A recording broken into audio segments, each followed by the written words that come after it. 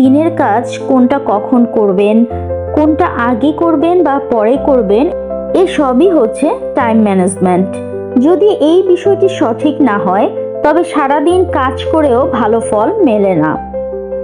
আসলে প্রথমে জানতে হবে সময় বলতেই বা আমরা কি বুঝি। সময় তো ঘড়ির কাঁটায় চলে, একে ক্লক টাইম বলা হয়, যার কোনো হেরফের হয় না। কিন্তু সময় আসলে আপেক্ষিক। কাজ থেকে 10 মিনিটের বিরতি নিয়ে ইউটিউব বা ফেসবুক ব্রাউজ করতে গিয়ে নিজের অজান্তে ঘন্টা কাবার হয়ে যায়।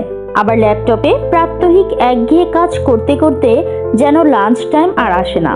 তাই সব মিলিয়ে দিনের 24 ঘন্টাকে বুদ্ধি করে সাজিয়ে সঠিক সময় ব্যবস্থাপনা করতে পারলে জীবনে মিলবে সফলতা। 3 ভাবে সময় কাটানো যায়: চিন্তা করা, কথা বলা ও কাজ করা।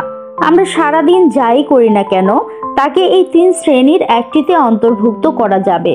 আর জীবনে সাফল্যের পথে এগিয়ে যেতে এই 3 ধরনের কাজই রাখতে হবে দিনের করণীয় কাজের তালিকায়।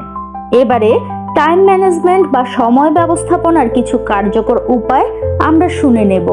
তাহলে চলুন মূল ভিডিওতে যাওয়া যাক। 1. সপ্তাহ জুড়ে প্রতিদিন সময় রেকর্ড করা। কর্মক্ষেত্রে কথোপকথন, প্রজেক্ট আর বিভিন্ন কার্যক্রমে কতটুকু সময় লাগে সেটা খেয়াল করে রেকর্ড করতে হবে।